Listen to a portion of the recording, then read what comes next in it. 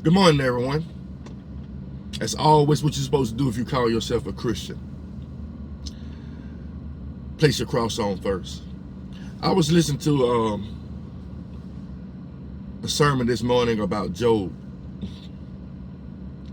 And to me, Job is a complete sermon on Christian sufferings, on good and bad. You know, we live in a life where we feel like we're only blessed when things are going good. You know, when things went bad, Job's wife was quick to say, curse God and die.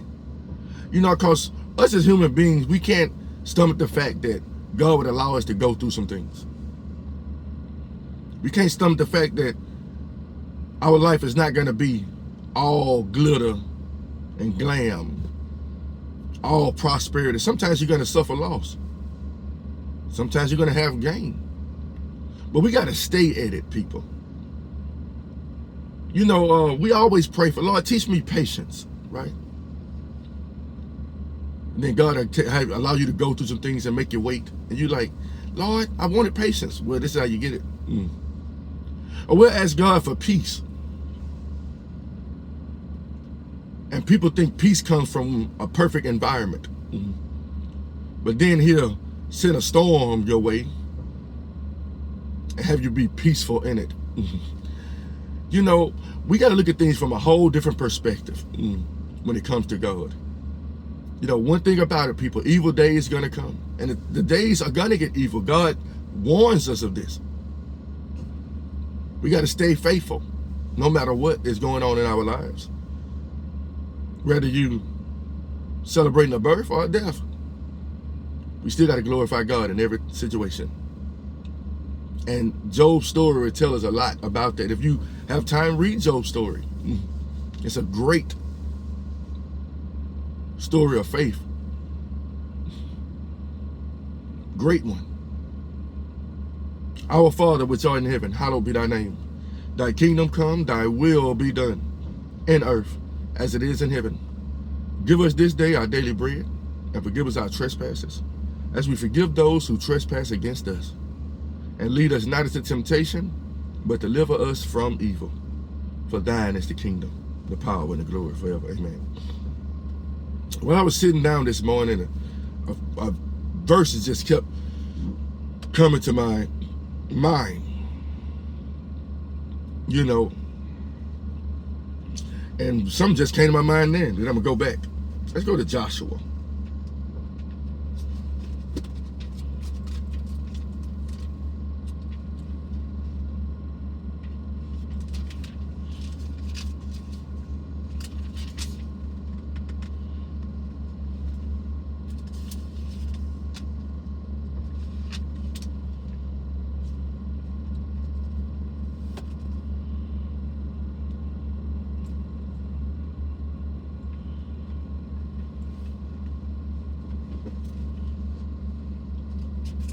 You know, Joshua was a man that went through all types of things with God. But I'm going to read 23:6. Listen closely.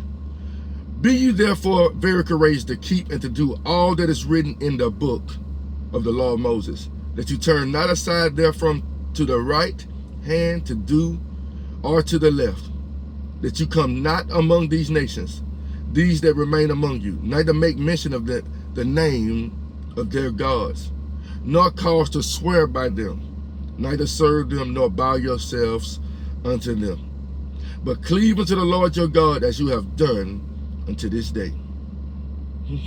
Come on, man. If that ain't self-explanatory, I don't know what is. Let's read part of that again.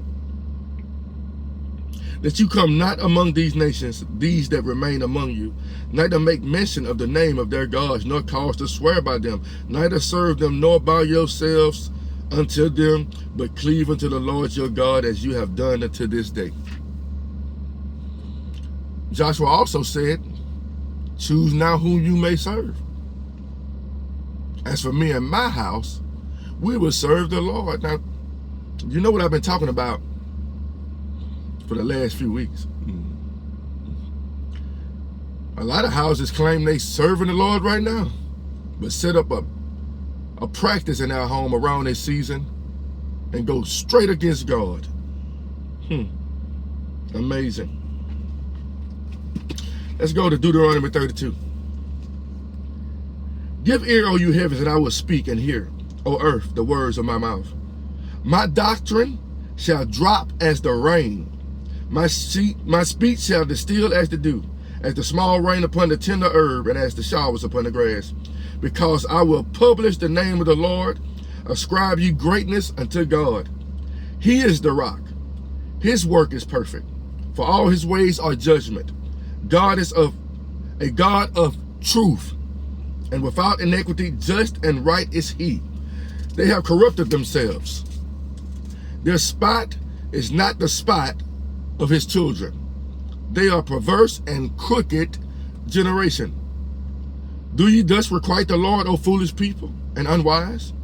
Is not that he thy father that hath bought thee? Hath he not made thee and established thee? Remember the days of old, consider the years of many generations. Ask thy father, and he will show thee, the elders, and they will tell thee. When the Most High divided to the nations their inheritance, when he separated the sons of Adam, he set the bounds of the people according to the number of the children of Israel. For the Lord's portion is his people. Jacob is the lot of his inheritance.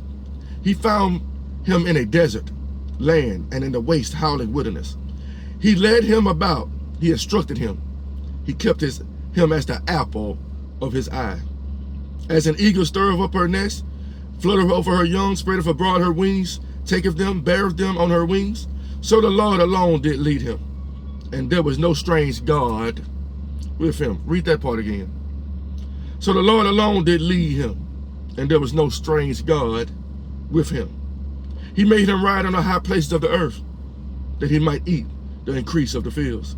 And he made him to suck honey out of the rock, and oil out of the flinty rock, butter of kine and milk of sheep, with fat of lambs and rams of the bread of Bashan and goats, with the fat of kidneys of wheat.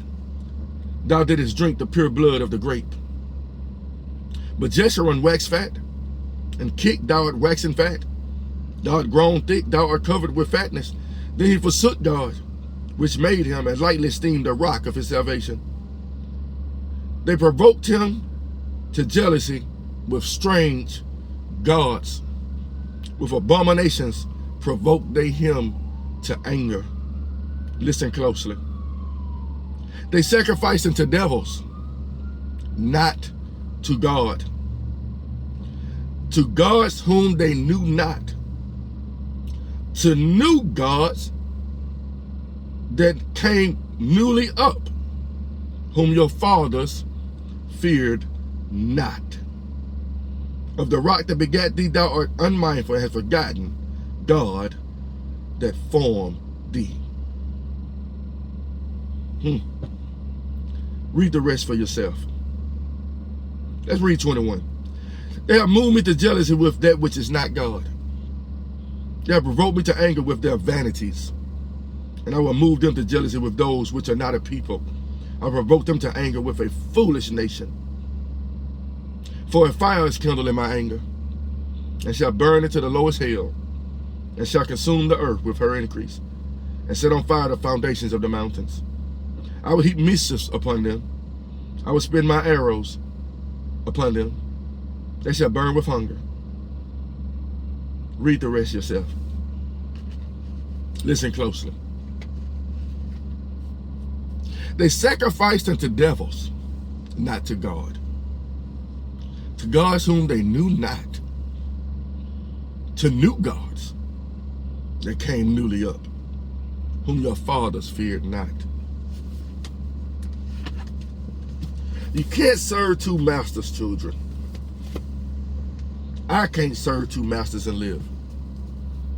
I don't care who you are, who your pastor is, who your pastor claimed to be. It's like people read the Ten Commandments and be like, you know, God is a jealous God. But then go around and set up newly appointed gods. Santa Claus is fairly new. Fairly new. Santa Claus came up after Jesus Christ. apparently knew. Some of these idolatrous gods that these people knew.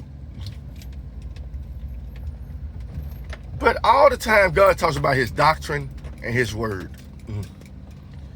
People love to say his word, God changes not, and his word changes not.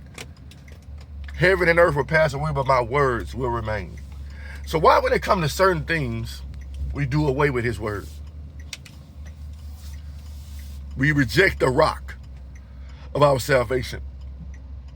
And we start doing what the world does.